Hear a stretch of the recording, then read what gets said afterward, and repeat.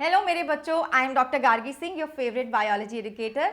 बेटा जी, एमसीसी ने ना आपकी जो पूरा का पूरा स्केड्यूल है काउंसलिंग का वो रिलीज कर दिया है। 21 जुलाई से आपकी रजिस्ट्रेशन शुरू हो जाएगी रिगार्डिंग द काउंसलिंग प्रोसेस। एक हफ्ता आपको मिलेगा, 21 से 28 तक वो रजिस्ट्रेशन रहेगा। एंड ना उससे पहले भी हमें एक हफ्ता मिला है। अब उस एक हफ्ते में हमें इंश्योर करना है कि जो भी डॉक्यूमेंट्स हैं काउंसलिंग के लिए, जो भी डॉक्यूमेंट्स में हम वो सारे डॉक्यूमेंट तैयार करके रख लें।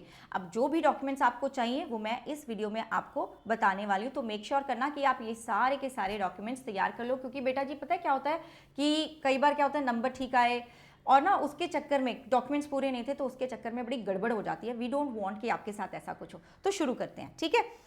कौन कौन से डॉक्यूमेंट्स आपको चाहिए, before I tell you the documents जो आपको चाहिए, एक चीज़ और मैं तुम्हें बोलूँगी कि इनकी ना आपके पास ओरिजिनल डॉक्यूमेंट्स तो होंगे, इनकी फोटो कॉपी भी करके रख लेना। 3-4 कॉपीज बना के रख लेना बच्चों। तो सबसे पहले तो हम बात करेंगे क्लास 10th के सर्टिफिकेट मार्कशीट की बात करेंगे। अब ये तुम्हें क्यों चाहिए, क्योंकि इसी से आपका डेट ऑफ बर्थ वो देखने वाले हैं।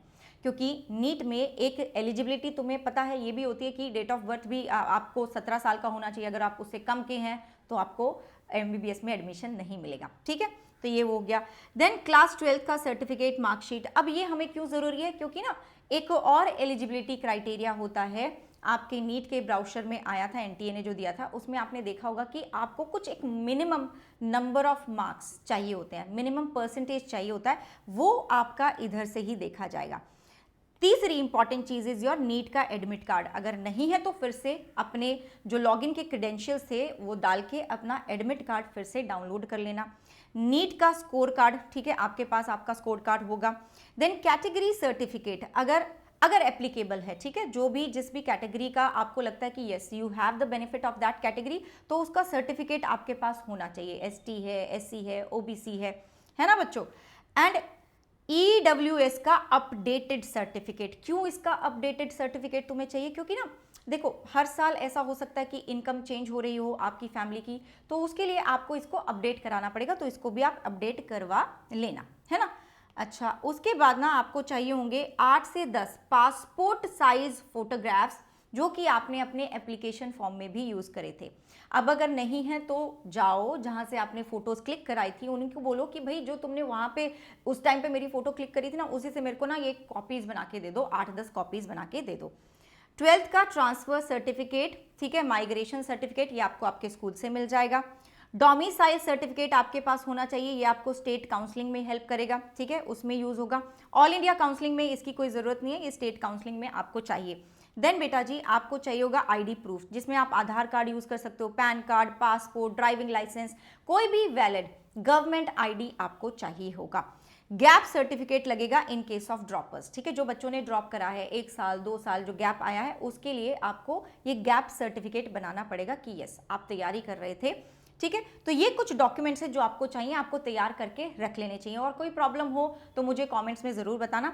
अब सबसे इंपॉर्टेंट बात ये है कि जो काउंसलिंग का प्रोसेस होता है ना, that is a bit overwhelming, सबको नहीं पता होता, ठीक है। बहुत सारे लोग जिनके घर में बच्चे पहली बार ही डॉक्टर बन रहे हैं उनको बिल्कुल आइडिया नहीं होगा। तो अब क्या है ना बच्चे, स्पेशली वो बच्चे जिनका जो थोड़े बॉर्डर लाइन पे हैं या जिनके मार्क्स ऑलमोस्ट कट ऑफ के बराबर ही हैं, उनके लिए ना बहुत ज़्यादा ज़रूरी है कि आपको एक सपोर्ट सिस्टम मिल जाए काउंसलिंग के दौरान। एंड उसके लिए बेटा जी अड्डा 24/7 आपके लिए लेकर आया है काउंसलिंग का एक प्लान, ठीक है। इस प्लान में आपको मिलेगा डेडिकेटेड काउंसलिंग एक्सपर्ट मिलेंगे जो आपको गाइड करेंगे, आपको एप्लीकेशन फॉर्म भरने में गाइड करेंगे, जो चॉइस फिलिंग्स होती है ना कि आपको कौन सी चॉइस फिल करनी चाहिए, कौन सी चॉइस लॉक करनी चाहिए आपके नंबर के अकॉर्डिंग, तो वो आपको गाइड करेंगे। कई बार क्या होता है ना कि आपके नंबर आपके दोस्त के नंबर बराबर थे, लेकिन आपके दोस्त को अच्छी जगह कॉलेज मिल गया और आपको शायद एमबीबीएस में सीट ही नहीं मिल पाई, बीडीएस में आपको एडमिशन लेना पड़ा। तो ये बड़ी इंपॉर्टेंट सी चीज़ें हैं, इसमें आपको गाइडेंस की ज़रूरत पड़ती है, ठीक है।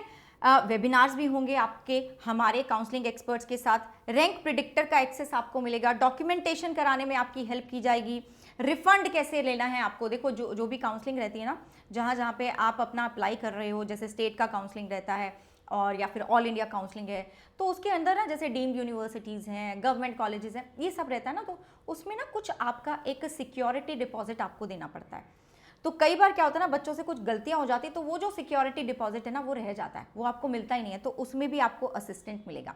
अब ये जो आपका प्लान है वन काउंसलिंग का, इसका लिंक हमने कमेंट्स में पिन करा दिया है, डिस्क्रिप्शन में भी मिल जाएगा। आपको उस लिंक पे क्लिक करना है, गार्गी कोड लगाना है और आपको ये जो हमारा प्लान है ये आपको मिल जाएगा 2000 में। कोई भी दिक्कत हो बच्चों, आप इस नंबर पे भी कॉल कर सकते हो, ठीक है। गार्गी कोड यूज करके आपको मैक्सिमम डिस्काउंट मिलेगा और आपको मैक्सिमम सपोर्ट भी मिलेगा। देखो बच्चों, काउंसलिंग पहली बार कर रहे हो, दूसरी बार कर रहे हो, कोई भी हो, लेकिन अगर आपके पास कोई जरिया नहीं है ना, आपको पता ही नहीं है कि काउंसलिंग कैसे होती है, then this is the best thing that you can get. And एक और चीज़ बता रही हूँ, जब आप आउटसोर्स करते हो, जब आप काउंसलिंग के लिए सपोर्ट लेने जाते हो ना, तो इतने प्राइस पे आपको कोई प्लान नहीं मिलने वाला है। ज़्यादातर आपको 30, 40, 50 हज़ार ऐसे प्लान मिलते हैं, बट ये आपको क्वालिटी मिल रही है इन अ वेरी लेस प्राइस, ठीक है। चलो, तो ज़रूर मुझे बताना, कोई और भी डाउट हो मुझे बता देना, I will help you in your counselling also. तो मिलते हैं बच्चों in the next video. Bye bye, take care.